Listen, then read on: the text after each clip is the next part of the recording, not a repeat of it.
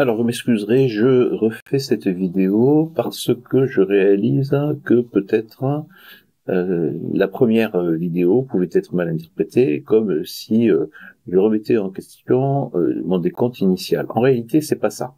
Le décompte initial, vous l'avez là, hein, 1, 2, 3, 4, 5, avec donc c'est l'objectif aux alentours des 300 000 dollars. Donc ça, c'est ce que j'ai annoncé depuis plusieurs mois, voire même plusieurs années. Avec ici l'apparition du HT-Bond, donc ça c'est un signal qui est mais vraiment, quand il apparaît et surtout qu'elle disparaît, qu'elle perdure, eh bien cela annonce que le cours doit rebondir. Le cours s'apprête à rebondir. Alors évidemment, on peut mettre quelques jours avant de rebondir, mais vous voyez que ce signal-là, il est extrêmement fiable. Chaque fois qu'il est apparu, eh bien cela a annoncé la reprise du mouvement. Donc, si bull run, il y a, si reprise du bull run, il y a plus exactement, alors, il y a le scénario, c'est maintenant. Et normalement, ici, devenir de quasiment perpendiculaire pour aller atteindre un objectif, avoisinant, encore une fois, les 30 Évidemment, alors ce qui s'est produit là, c'est une correction qui est quand même assez importante. Vous voyez que le H-ribbon est toujours là, et les signaux sont ouverts. Alors, ce qu'on peut voir aussi, c'est que là, je passe en daily. Vous voyez que nous avons là l'information de cette vague 2.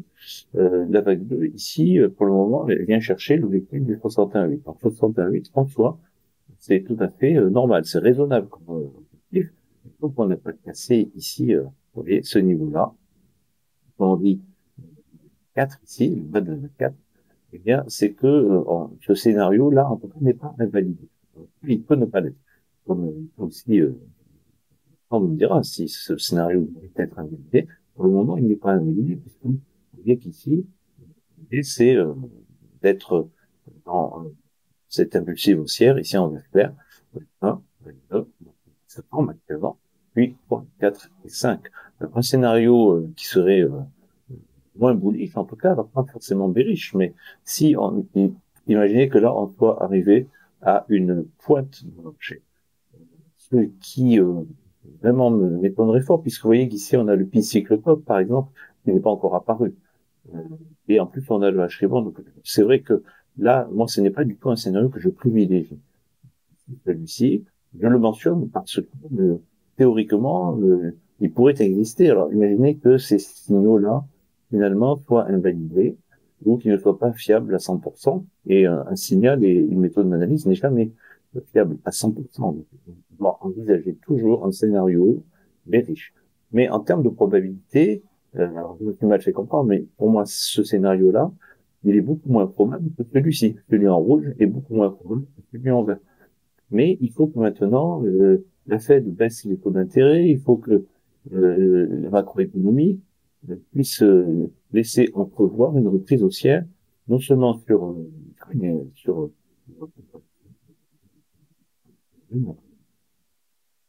ce scénario pourrait être invalidé si, comme je l'indique dans ma précédente vidéo, vous voyez, cette vague 5 ici se serait déjà formée. On aurait déjà eu la vague 5 ici. Alors à ce moment-là, on serait effectivement dans une fin de cycle, mais qui serait déroutante. Vous voyez, parce que normalement, vous voyez, ici, le cycle il n'est pas terminé. Le cycle il devrait se terminer en fin d'année, novembre 2025, comme toutes les autres fois. On n'a jamais vu un cycle se terminer aussitôt. Mais avec l'entrée des institutionnels dans le marché des crypto-monnaies, évidemment, il faut s'attendre à tout. Donc, il faut quand même prévoir un scénario vert. Mais encore une fois, ce n'est pas du tout ce scénario que je privilégie à cause de tous les signaux que nous avons et qui sont positifs. Alors, évidemment, là, Bitcoin, la dominance du Bitcoin, vous voyez qu'elle est repartie à la hausse. Mais on peut très bien, là, vous voyez qu'on n'a pas encore atteint un nouveau plus haut. Ici, on peut entamer dorénavant, ces jours qui viennent, les semaines à venir, cette halte saison jusqu'en novembre 2025, voire même au-delà. Ici, le cours peut très bien aller chercher le haut du canal, mais pas nécessairement. Il peut aussi venir casser ici le bas du canal, et c'est ce que nous devons voir. Tant qu'on n'a pas cassé le bas du canal, alors on est toujours dans ce range ici. Et la saison viendra à partir du moment où on aura ici, cassé ce niveau-là. Donc à peu près les 60% ici. Alors, vous avez ici aussi l'Ethereum contre le Bitcoin. Donc là, pareil, on est allé ici dans cette zone, on est descendu un peu plus bas. Là, on reste dans les courbes par rapport à cette analyse. Et ici, on peut très bien maintenant, ici, si on pose un bottom, à ce moment-là, on rebondit, on vient former notre saison comme prévu. Vous voyez qu'ici, on a eu 2 fois une zone de survente, et ici aussi, survente, survente. J'ai maintenant une reprise haussière du bull run et ensuite l'Ethereum. Alors l'Ethereum, c'est pareil, hein. L'Ethereum, plusieurs scénarios sont à envisager. Donc j'avais parlé de celui-ci qui serait le moins bullish, mais vous voyez qu'on aurait quand même ici, vous voyez qu'ici avec le rebond de B, ça pourrait être nécessaire et suffisant pour avoir notre alt saison bel et bien. Et ensuite, ici, en plein bear market, on peut pas faire un double bottom ici. Quoi qu'il en soit, on peut aussi avoir le scénario ici, alors beaucoup plus bullish, en fin de compte, ça serait ça. Donc on aurait eu une vague 1, la vague 2, et la vague 2, elle est ici, et il faudrait pas que ici le cours aille beaucoup plus loin, parce qu'ici, vous voyez qu'on est ici, on a le haut de la vague 1 en orange. Normalement, le cours ne devrait pas venir ici empiéter cette zone-là. Donc vague 2, et ensuite à ce moment-là, on pourrait avoir une vague 3 pour ce bull run, et ensuite venir former une vague 4 durant la période du bear market, enfin venir former notre vague 5 lors du prochain bull run. Donc, pourquoi pas? Là, ça pourrait être un autre scénario qu'on pourrait envisager, euh, avec vous voyez, une vague de 5 ici qui serait, du coup, beaucoup plus grande, beaucoup plus lente à former.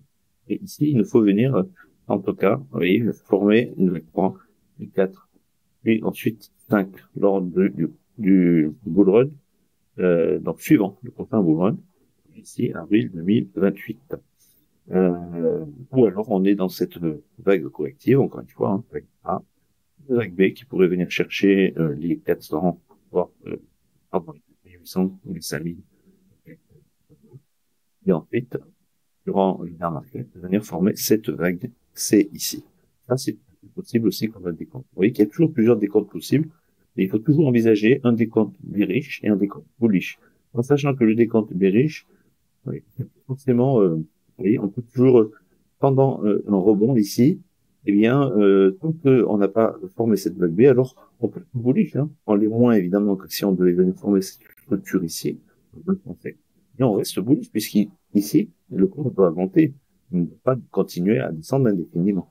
Et alors évidemment là, à ce moment-là, vous voyez, les deux scénarios possibles, c'est ça. Soit on a eu notre vague 5, soit la vague 5, on l'aura beaucoup plus tard. On peut aussi l'avoir ici, mais j'avoue que j'aurais du mal à avoir une structure qui viendrait ici former les vagues 3, 4 et 5 en si peu de temps. C'est pour ça que mon nouveau décompte, ce serait plutôt celui-ci, avec une très très longue vague 5 ici. Alors, sur le Discord, vous voyez qu'ici, j'ai posté plusieurs analyses. Ce sont pas des analyses Elliott Wave, hein, c'est d'autres méthodes. Et vous voyez que, eh bien, ici, vous voyez, hier à 14h57, hier à 12h, ça reste tout à fait, ici, on est dans une dynamique bullish, on n'est pas bearish ici, puisque le mois de 2025, ici, n'est pas terminé. Ici non plus, vous voyez qu'on est toujours dans cette partie verte, alors on est censé aller dans la partie rouge. Ici, on explique les manipulations du marché. Alors, c'est probablement, en tout cas, avec Trump qui provoque la panique, hein, et ensuite Powell qui annonce la diminution des taux d'intérêt pour les mois à venir et le marché qui redémarre comme prévu. Voilà, donc allez voir parce que ça c'est très intéressant. Le cycle ici, vous voyez, il est très probable qu'on soit ici dans cette partie-là et non pas dans celle-ci. Donc on va terminer le cycle ici, pareil. Donc tout, vous voyez, ici c'est très bullish. Hein, on n'est pas du tout dans quelque chose comme si on était dans une fin de cycle. Ça serait très peu probable. En termes de probabilité, encore une fois, il faut pour moi privilégier le scénario boule. Voilà, sur ce, j'espère m'être bien fait comprendre. Désolé pour la qualité du son. J'essaierai de faire mieux. Et je ferai mieux la prochaine fois avec du bon matériel.